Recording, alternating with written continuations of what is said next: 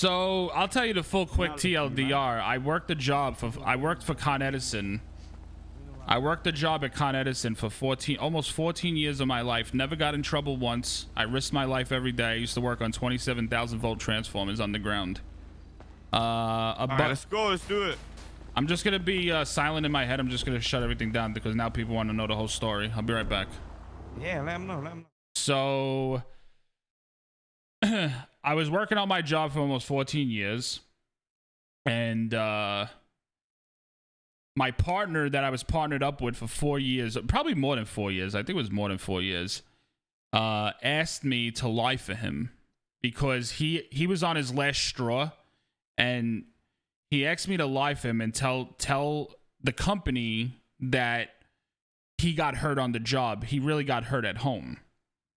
My story, he told me to tell the story of that he fell off the back of the truck and he injured his knee.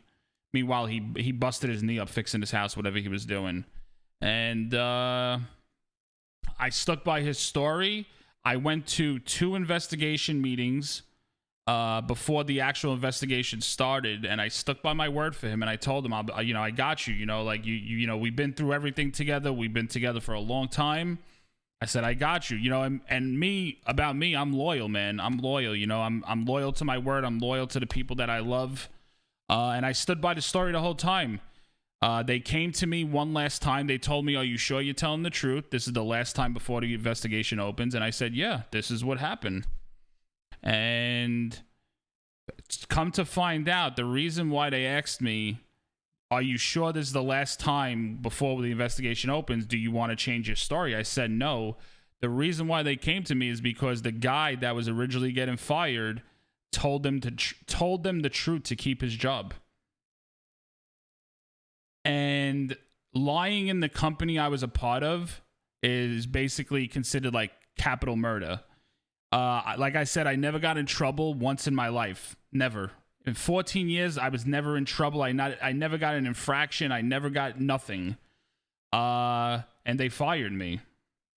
And I got fired. And I'll never forget, I always loved gaming. I always loved streaming. I was on Nopixel for years already because I just enjoyed RPing. I wasn't a streamer.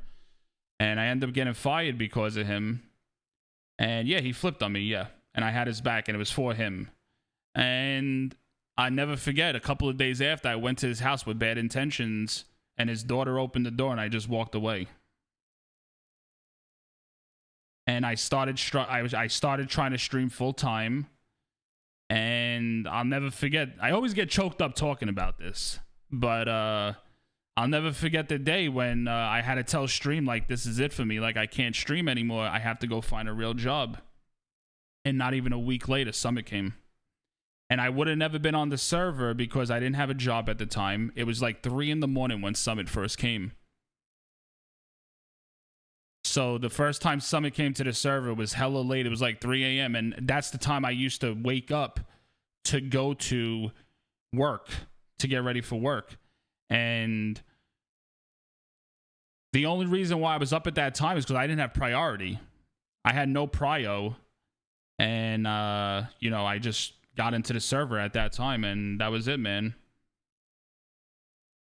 So that's why I always tell you guys, never give up. Always go for your dreams.